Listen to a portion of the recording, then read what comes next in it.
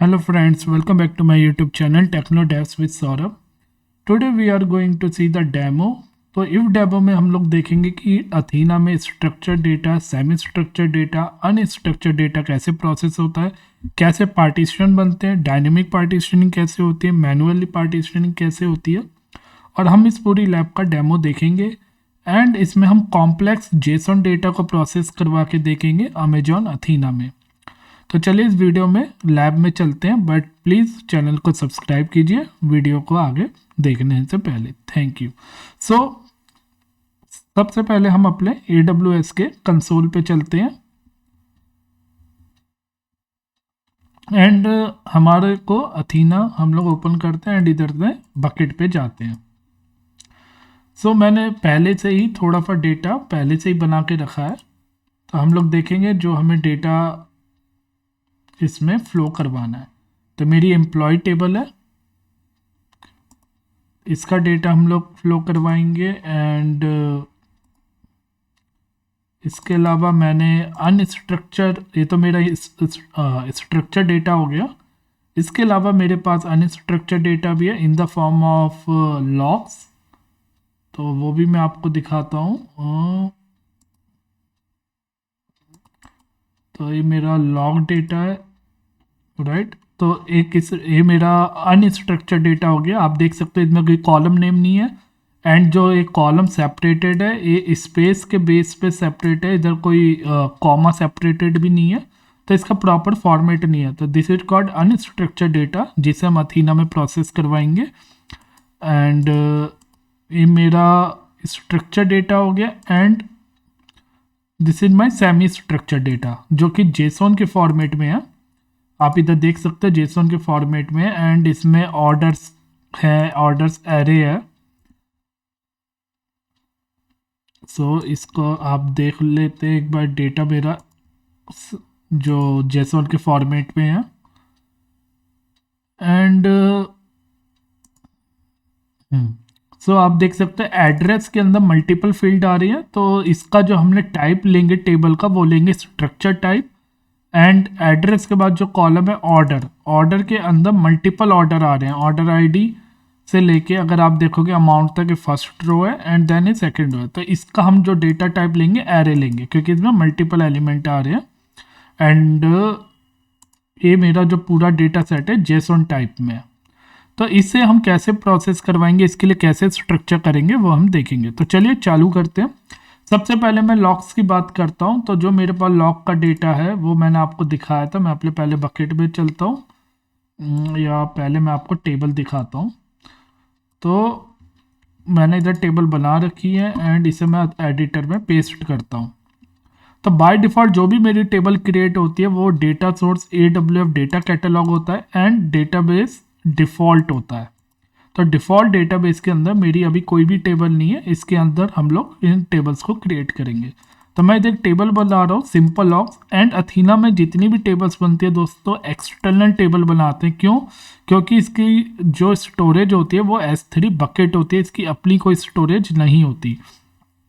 तो external table का मतलब ये है कि अगर मैं इस टेबल को ड्रॉप करूंगा तो मेरा जो S3 बकेट में डेटा पड़ा हुआ है वो ड्रॉप नहीं होगा, वो डेटा अवेलेबल हमेशा रहेगा। एंड इधर मैंने जो लोकेशन ली है टू माई अथीना नाम से एक फोल्डर बना रखा है, उसके अंदर बकेट बना रखा है, उसके अंदर लॉक्स का फोल्डर है। तो चलिए मैं दिखा देता हूँ टू माई अथीना या। तो इसके अंदर आप देख सकते हैं काफ़ी सारे फोल्डर बने हुए हैं। तो मैं आपको लॉग्स वाला फोल्डर आपको इधर दिख रहा होगा, इसके अंदर मैंने log data.txt फाइल डाली हुई है। एंड इसका डेटा कैसा दिखता है मैंने आपको दिखाया था ना, अनस्ट्रक्चर्ड फॉर्मेट में। तो इस डेटा का प्रोसेस करवाएंगे बाय यूजिंग अथीना। तो चलिए टेबल क्रिएट करते हैं। तो टेबल में क्या करते हैं, सिंपल लॉग्स टेबल ले ली, इसमें मैंने 4 कॉलम लिए हैं। 4 कॉलम इसलिए लिए हैं कि जो मैंने अपना डेटा देखा है उस डेटा के अकॉर्डिंग मैंने 4 कॉलम लिए हैं। तो जो मेरा IP एड्रेस है उसमें IP एड्रेस जाएगा, मेथड जो है उसमें गेट पोस्ट मेथड जो भी इधर लिखा हुआ वो जाएगा एंड एज ए स्ट्रिंग जो है इसमें इंसर्ट होगा। एंड पॉइंट में जाएगा home, login, about and response code में जाएगा 200, 403, 200, ये तीनों वैल्यू रिस्पॉन्स कोड में जाएगी। तो जो मेरा डेटा इसके अकॉर्डिंग मैंने 4 कॉलम ले लिया। अब इस डेटा में स्पेस भी आ रहा है, डेटा में बैक स्लैश भी है, एंड तो हमें इसे प्रोसेस करवाना है। तो इसके लिए दोस्तों हमें रेगुलर एक्सप्रेशन की ज़रूरत होती है, जो कि हमें किसके थ्रू मिलती है, सीरियलाइज प्रॉपर्टी। इसे अगर शॉर्ट में बोले तो SERDE, SERDE प्रॉपर्टी, जिसे serialised and D serialised property बोलते हैं। सीरियलाइज प्रॉपर्टी का मतलब ये होता है दोस्तों कि जो भी डेटा हमें विजिबल हम लोग इस टेबल्स में स्टोर करेंगे, तो वो in the form of serialization and deserialize के फॉर्म में स्टोर होता है, मतलब वो डेटा सीरियलाइज होता है। जब हम उसे देखते हैं, क्वेरी करते हैं, तो वो डेटा डीसीरियलाइज हो जाता है। तो इसी प्रॉपर्टी में हम लोगों का रेगुलर एक्सप्रेशन यूज़ करेंगे। रेगुलर एक्सप्रेशन में जो हमने दिया हुआ, आप इधर देख सकते हो, मैंने डी यूज़ करा है सबसे लास्ट में। तो ये जो पहली एक्सप्रेशन है ब्रैकेट में, इसका मतलब है डिजिट। तो इधर डिजिट कहाँ आ रही है, इधर डिजिट जो है गेट पोस्ट सॉरी 200, 403, ये जो रिस्पॉन्स कोड है, इसके लिए मैंने इधर डी दिया है। एंड उसके बाद जो एस प्लस दिया हुआ है, वो दिया हुआ है स्ट्रिंग वैल्यू के लिए। तो इधर स्ट्रिंग वैल्यू कौन सी है, होम लॉगिन। तो इस तरीके से आप देख सकते हो कि इससे पहले जो है स्पेस भी आ रहा है, राइट। तो जो स्पेस आ रहा है उसके लिए मैंने इधर एस प्लस दिया हुआ है। उसके बाद फिर से मैंने ब्रैकेट के अंदर एस प्लस दिया है, तो वो मैंने होम लॉगिन के लिए दिया है। उसके बाद फिर से स्पेस आ रहा है, तो एस प्लस दिया एंड देन ब्रैकेट में फिर से। तो इस तरीके से मैंने इन चारों वैल्यू को जिसमें कि मैंने जो फर्स्ट वैल्यू जो स्ट्रिंग लिया, सेकंड वैल्यू, थर्ड वैल्यू को स्ट्रिंग लिया एंड 200 को मैंने डिजिट लिया, और इनके बीच में स्पेस आ रहा है। तो आप देखो कि जो मैंने ब्रैकेट में रेगुलर एक्सप्रेशन पास करी है, हर रेगुलर एक्सप्रेशन के बाद दोबारा से मेरा double slash and S plus का साइन आ रहा है, इसका मतलब है स्पेस। तो इस तरीके से हमें अपनी रेगुलर एक्सप्रेशन बनानी पड़ती है, जो कि आपके फाइल फॉर्मेट को वैलिडेट करती है। सो डैट कि अगर एक कॉमन सेपरेटेड फाइल होती तो हमें इस रेगुलर एक्सप्रेशन की ज़रूरत नहीं पड़ती। बट ये फाइल जो है हमारी अनस्ट्रक्चर्ड है एंड बीच में स्पेस है, तो हमें रेगुलर एक्सप्रेशन के थ्रू बताना पड़ेगा। एंड इधर मैंने लोकेशन पास कर दिया, एंड इसकी प्रॉपर्टी आप देख सकते हो, रेगुलर सीरियलाइज डीसीरियलाइज प्रॉपर्टी है।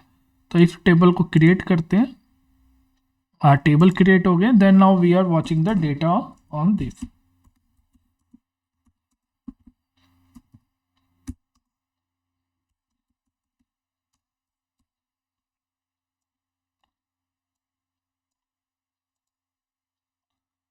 तो इसका डेटा आ चुका है दोस्तों, और आप देख सकते हो इसने 4 कॉलम में डेटा इंसर्ट कर दिया, IP address, method, and point and response code.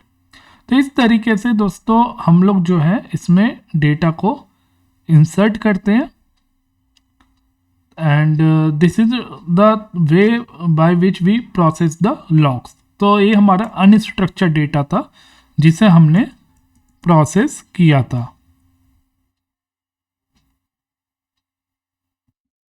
तो इस डेटा में दोस्तों जब मैंने इस डेटा को चेक किया, तो आप देख सकते हैं इधर बैक स्लैश भी साथ में आ गया, होम एंड लॉगिन।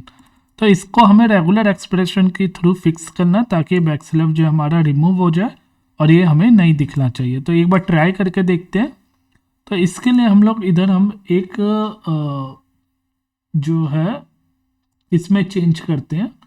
तो इधर हम लोग लगाते हैं ब्रैकेट एंड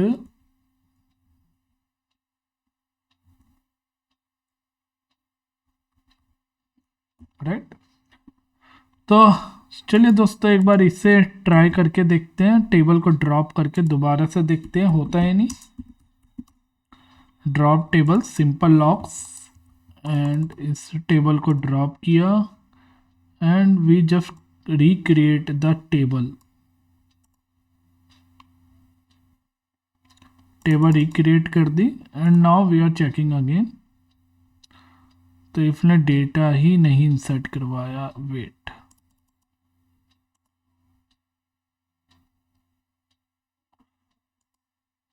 कम करते हैं इससे।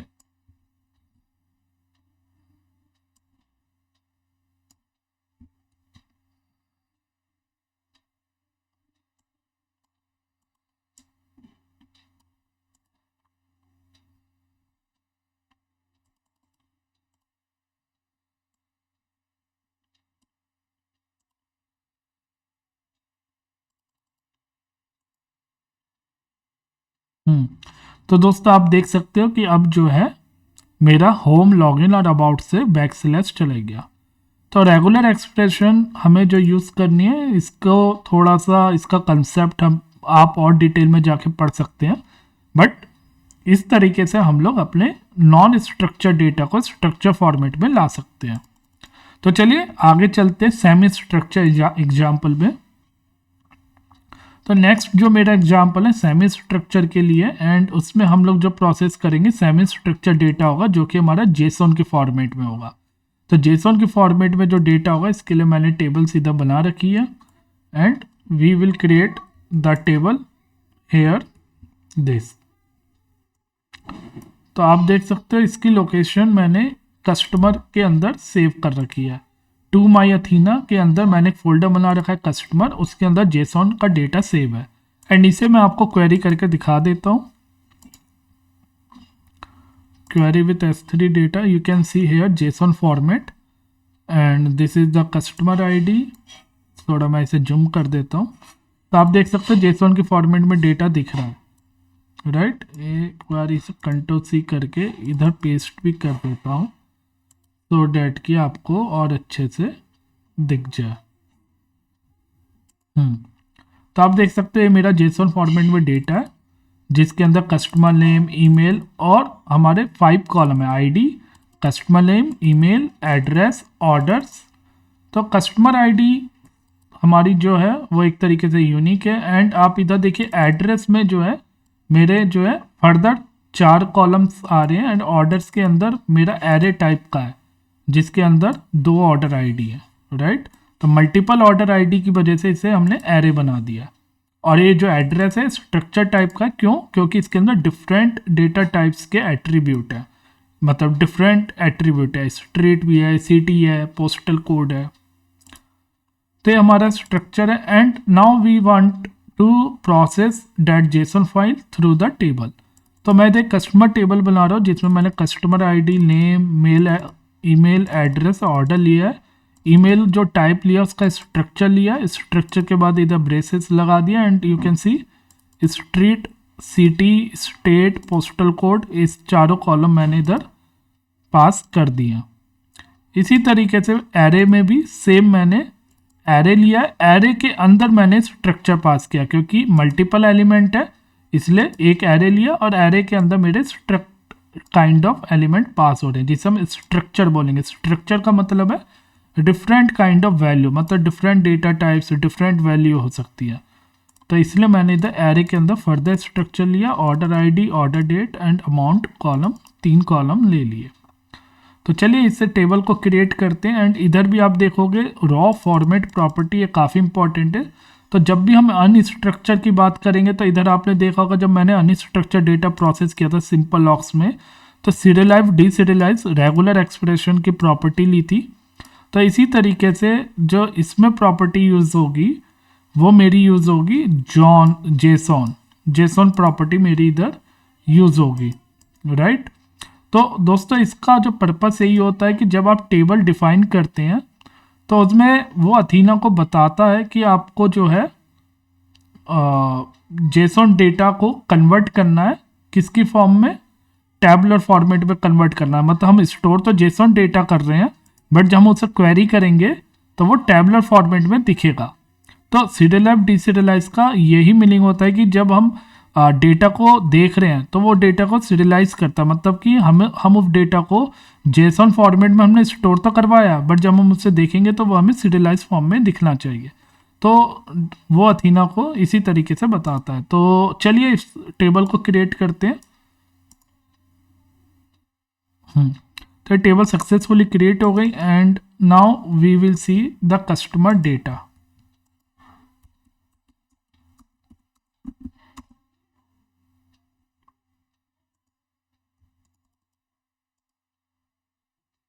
तो इधर देख सकते हैं इसने इसे टेबलर फॉर्मेट में स्टोर किया है, जेसॉन फॉर्मेट का डेटा था, एंड उस जेसॉन फॉर्मेट को इसने सीरियलाइज करके आप देख सकते हो ऑर्डर्स एंड एड्रेस ये सब कॉलम में आ चुके हैं, customer ID, customer name, email, and address में मल्टीपल एड्रेस हैं आप देख सकते हो, एंड ऑर्डर्स में अंदर ऑर्डर आ गए।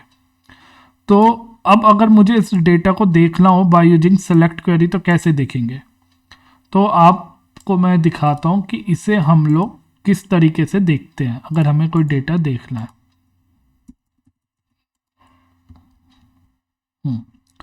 सो अगर मेरे को डेटा एड्रेस के अंदर का देखना है, मतलब एड्रेस के अंदर कॉलम आ रहा है स्ट्रीट सिटी, तो मेरे को कुछ नहीं करना, जो एड्रेस मेरा जो कॉलम है डॉट इधर लगा देना है तो मेरे को वो दिख जाएगा, डॉट स्ट्रीट।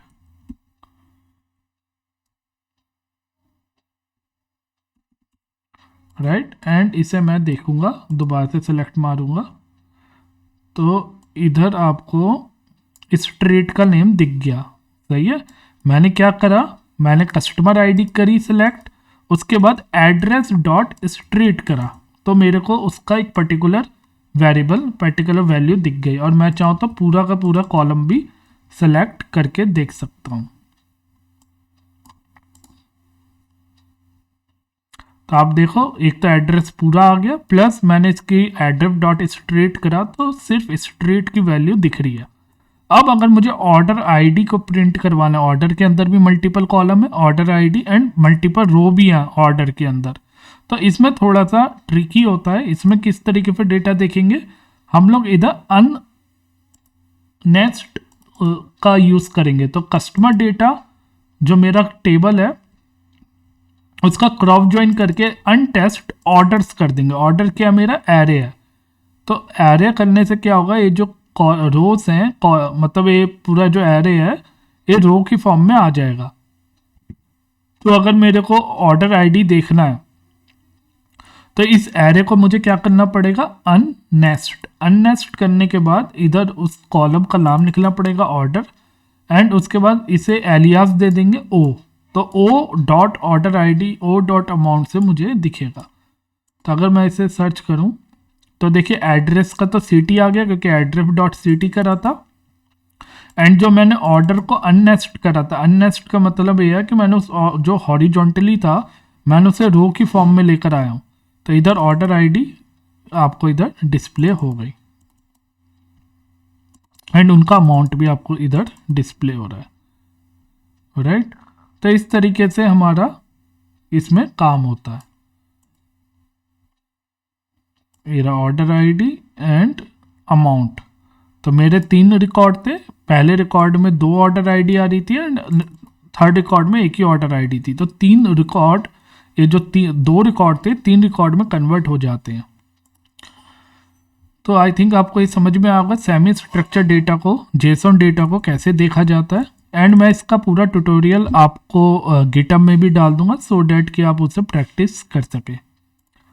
अब बात करेंगे एम्प्लॉय टेबल की, and here we will see the structure data, how to practice structure data. So इधर एम्प्लॉय टेबल है, एम्प्लॉय टेबल में हम रेफर करेंगे ID, name, gender, date, department, salary, एक कॉलम है, एंड इसमें एम्प्लॉय CSV के अंदर मैंने डेटा स्टोर करके रखा हुआ है। तो चलिए मैं बकेट में चलता हूँ,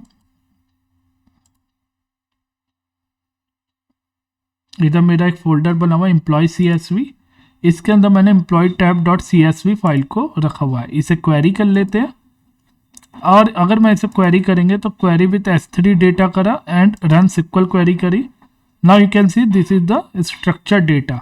राइट, तो इसके लिए हमने कुछ नहीं करना, ये सिंपल है। इसमें हमें रॉ फॉर्मेट डिलिमिटर देना है। इसमें हम चाहें तो सीरियलाइज प्रॉपर्टी का भी यूज़ कर सकते हैं, जैसे हमने इधर रॉ फॉर्मेट सीरियलाइज प्रॉपर्टी का यूज़ किया था जेसॉन, ऐसी CSV फाइल के लिए होती है ओपन CSV प्रॉपर्टी, तो हम अभी उसका यूज़ नहीं कर रहे, हम रो फॉर्मेट डिलिमिटर का भी यूज़ करके टेबल क्रिएट कर सकते हैं। तो मैंने एम्प्लॉय टेबल के लिए row format delimited, field terminated by comma क्योंकि CSV फाइल है, line terminated by new line, तो हर एक लाइन जो मेरी टर्मिनेट होती है वो न्यू लाइन से होती है, तो ये बाय डिफ़ॉल्ट होता है, वरना आप डाल भी सकते हैं line terminated by new line.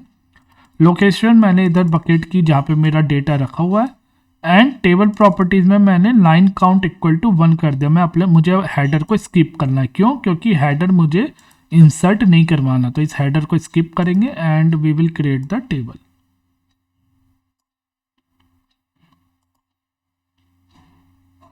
तो टेबल क्रिएट हो गए. Now we are selecting is data visible और नॉट.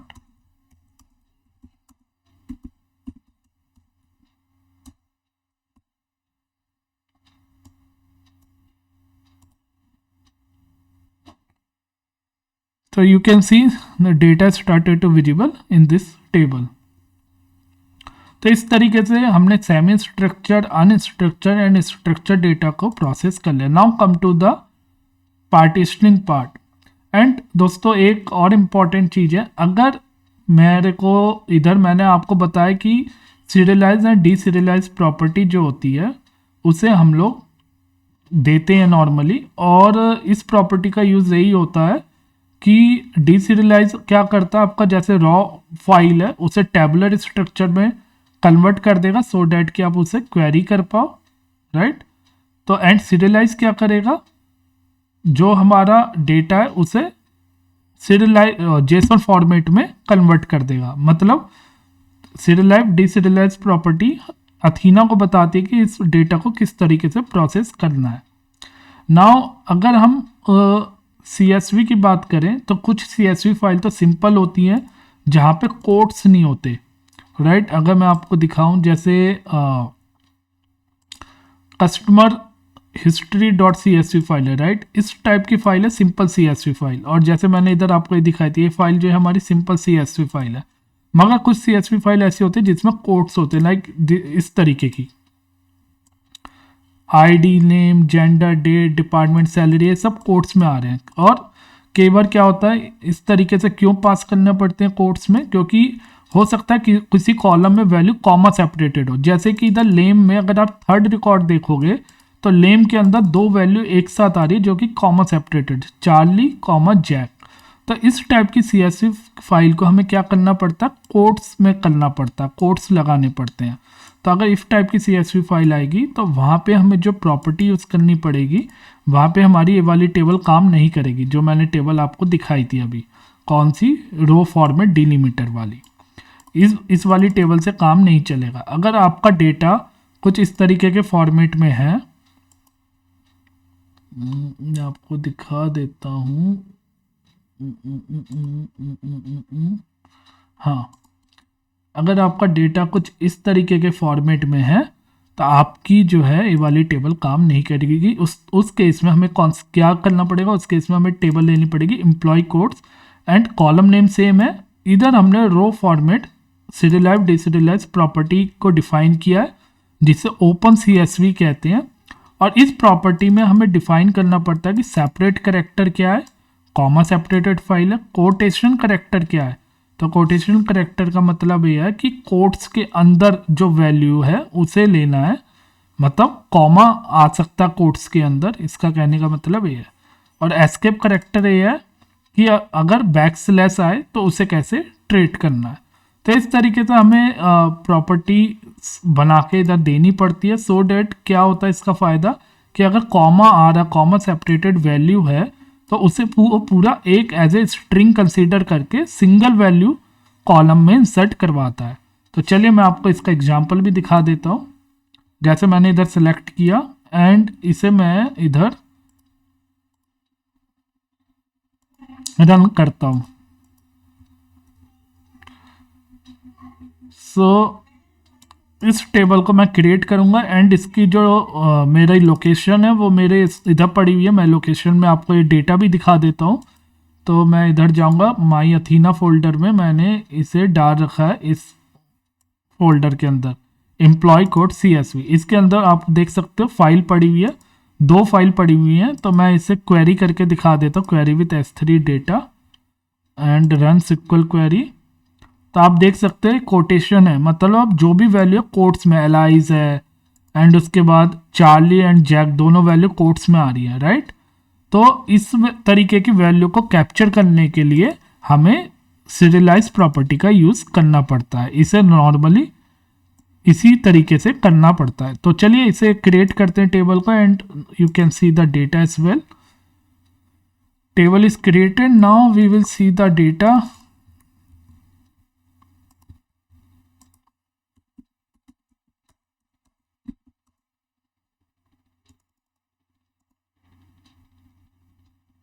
राइट। तो आप देखिए इधर चार्ली जैक जो है वैल्यू जो है वो कॉमा सेपरेटेड है और एक ही कॉलम के अंदर आ गई नेम। एंड जो इधर वैल्यू डुप्लीकेट इसलिए हो रही है क्योंकि मैंने इधर दो फाइलें इंसर्ट करवाई हैं, दो फाइलें इसमें लोकेशन में डाल रखी हैं, तो इस वजह से आपको रिकॉर्ड डुप्लीकेट दिख रहे हैं क्योंकि दोनों फाइल में सेम रिकॉर्ड है। तो आई थिंक आपको समझ में आएगा कोटेशन एंड सीरियलाइज डिसीरियलाइज प्रॉपर्टी का यूज़, एंड ये काफ़ी इंपॉर्टेंट होती है। तो आई थिंक आपको अब स्ट्रक्चर डेटा मैंने आपको अच्छे से बता दिया। Now we are talking about the partitioning.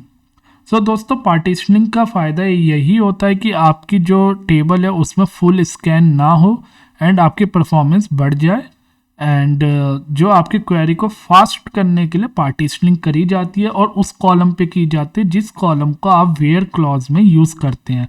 मतलब अगर आप सेलेक्ट कर रहे हैं एंड आप ईयर के बेस पे पार्टीशनिंग कर देते हैं, तो जब आप वेयर क्लॉज में ईयर को पास करोगे तो आपका डेटा काफ़ी ज़्यादा रिड्यूस हो जाएगा एंड उसकी परफॉर्मेंस भी फास्ट हो जाएगी। तो हम वही कॉलम चूज़ करते हैं पार्टीशन करते समय। तो जैसे मुझे इधर एम्प्लॉय पार्टीशन करना है तो मैंने इधर ईयर एंड मंथ के बेस में पार्टीशन करूँगा। तो पार्टीशन दो तरीके से होते हैं, इनफैक्ट आप कह सकते हो तीन तरीके से भी। एक तो तरीका होता है मैनुअल पार्टीशन करना, तो मैं सबसे पहले आपको बताता हूँ कि मैनुअली पार्टीशन कैसे होता है। मैं इसे इधर ओपन कर लेता हूँ। तो मैंने इधर टेबल क्रिएट करी एम्प्लॉय पार्ट, एंड इस टेबल में मैंने पार्टीशन ईयर एंड मंथ का करा है, राइट। एंड जो मेरा एम्प्लॉय पार्ट लोकेशन है मैं उस लोकेशन में दिखा देता हूँ। एंड स्कीप हेडर काउंट मैंने इक्वल टू 1 कर दिया। तो सबसे पहले मेरे को क्या करना पड़ेगा दोस्तों, इसके अंदर इस पर्टिकुलर लोकेशन के अंदर जाके एम्प्लॉय पार्ट के अंदर जाके मेरे को ईयर और मंथ का फोल्डर क्रिएट करना पड़ेगा। अगर मैं ईयर मंथ का फोल्डर क्रिएट नहीं करूँगा तो मेरे पार्टीशनिंग वर्क नहीं करेगी। तो पार्टीशन तभी वर्क करती है कि जिस कॉलम को आप पार्टीशन बना रहे हो उसका स्ट्रक्चर S3 बकेट में होना चाहिए। तो अगर मैं पार्टीशन बाय ईयर और मंथ मैंने दो कॉलम लिए, आप चाहो 3 4 जितने चाहे कॉलम ले लो, बट उसका स्ट्रक्चर प्रेजेंट होना चाहिए। तो अगर मैं एम्प्लॉय पार्ट मैंने एक बकेट है उसके अंदर मैंने ईयर इक्वल टू 2025 एक फोल्डर बना लिया जिसका नाम दिया, उसके अंदर एक और फोल्डर बना लिया मंथ इक्वल टू 01। तो मैं आपको दिखा देता हूँ, इधर गए एम्प्लॉय पार्ट में एंड एम्प्लॉय पार्ट में आप देख सकते हो ईयर इक्वल टू 2025 का फोल्डर है एंड मंथ इक्वल टू 01 का भी एक फोल्डर है। इसके अंदर मैंने डेटा डाला हुआ है, right, employ tab dot CSV। इस डेटा को भी इधर से क्वेरी करके देख सकते हैं तो आपको ये डेटा दिख जाएगा। तो ये मेरा डेटा है, ये ID name date department salary column है। तो चलिए मैं इसको टेबल को क्रिएट करता हूँ, एक्सटर्नल टेबल को जिसमें पार्टीशन बाय ईयर मंथ हो रहा है and we will see how to manually load the partition. तो ये टेबल मेरी क्रिएट हो गई and now we are query this table and see data is come और नॉट।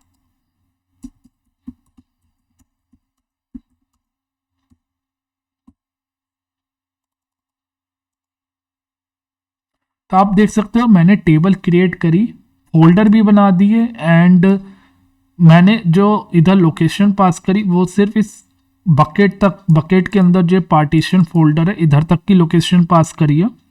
एंड उसके आगे मुझे मतलब मेरा जो डेटा है अभी क्वेरी करा तो कुछ नहीं आ रहा, राइट। वो डेटा इसलिए नहीं आ रहा दोस्तों क्योंकि मैंने पार्टीशन का फोल्डर तो क्रिएट कर दिया है एंड मैंने लोकेशन दे के बकेट टेबल भी बना दिया, बट मैंने अथीना को बताया नहीं कि इस पार्टीशन को लोड करो। तो उसके लिए मैनुअली कमांड होती है ऑल्टर कमांड जो हमें रन करनी पड़ेगी। तो मैं वो आपको कमांड दिखा देता हूँ। तो ये मैनुअल तरीका होता है कि जिससे आप 1 बाय 1 पार्टीशन लोड करते हैं। नॉर्मली ये मेथड कम ही यूज़ होता है क्योंकि इसमें आपको 1 बाय 1 पार्टीशन लोड करने पड़ते हैं। तो ऑल्टर टेबल का नाम ऐड पार्टीशन ईयर 2025 दे दिया, मंथ 01। तो ये तो मेरा ऑलरेडी अवेलेबल है part year and month folder. Now मैंने लोकेशन भी पास करी कि भाई ये मेरी पूरी कंप्लीट लोकेशन है।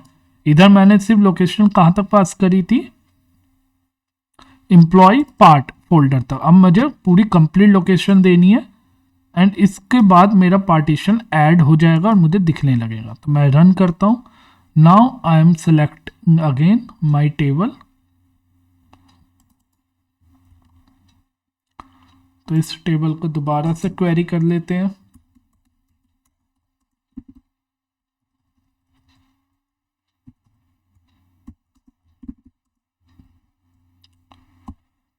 तो मैं इस टेबल को दोबारा से क्वेरी करता हूँ and you can see the data now.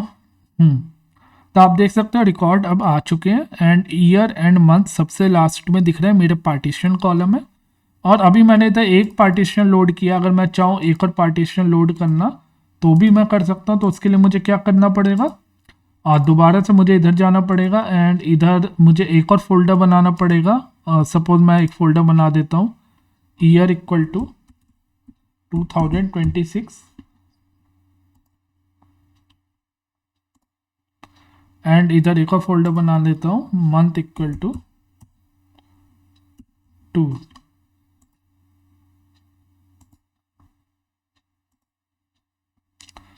Right and इसके अंदर मैं डेटा लोड कर देता हूँ। सेम डेटा मेरे पास पड़ा हुआ है एम्प्लॉय टैब नाम से।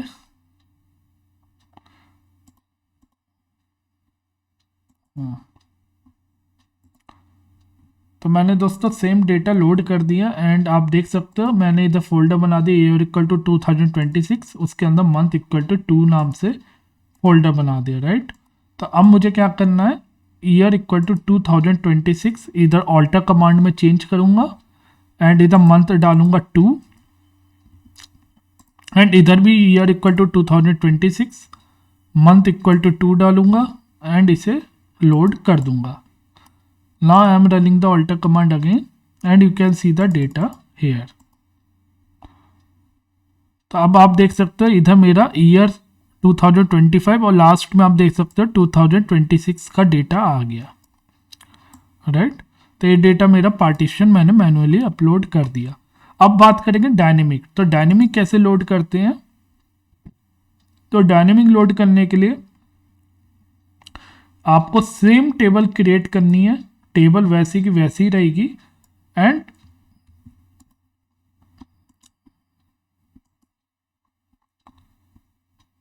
अगर मुझे डायनेमिक पार्टीशन बनाना है इसका मतलब यह है कि मुझे ऑल्टर कमांड नहीं चलानी, मुझे 1 बाय 1 पार्टीशन लोड नहीं करने, एक बार में जितने पार्टीशन है मैं सबको लोड करूंगा। तो वो कैसे करेंगे, मैंने टेबल एक और बनाई एम्प्लॉय पार्ट डेटा, इसके अंदर फिर से वही कॉलम लिए, सेम टू सेम स्ट्रक्चर है जैसे मैंने पार्टीशन का लिया था ईयर और मंथ एंड इधर लोकेशन भी सेम पास करी है जैसे मैंने पिछले उसमें लोकेशन पास करी थी। कैसे पास करी थी, employ part. Right, same location मैंने इधर पास कर दी है एंड मैं टेबल को क्रिएट करूंगा। अब मेरा टेबल का नाम डिफरेंट है and I am creating the table.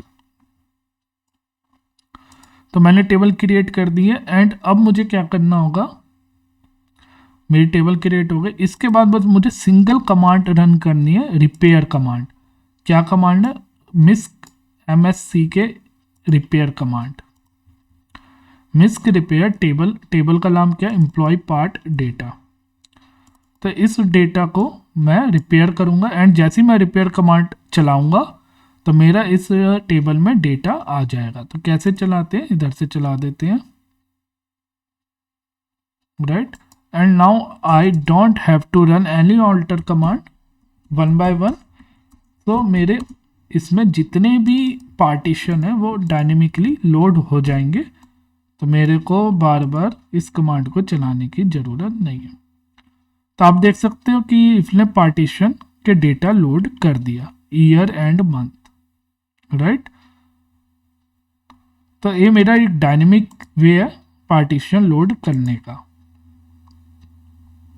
तो आई होप आपको वीडियो पसंद आई होगी कि हमने डायनेमिक पार्टीशन कैसे किया, स्ट्रक्चर अनस्ट्रक्चर जेसोन डेटा कैसे स्टोर किया।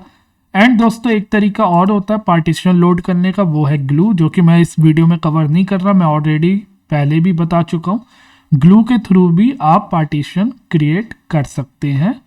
तो अगर आप ग्लू क्रॉलर का यूज़ करेंगे, क्रॉलर को रन करते समय आप सिर्फ इस पर्टिकुलर लोकेशन का पाथ देंगे एम्प्लॉय पार्ट तक का एंड क्रॉलर को रन करेंगे तो आपके पार्टीशन अपने आप ऑटोमेटिकली क्रिएट हो जाएंगे।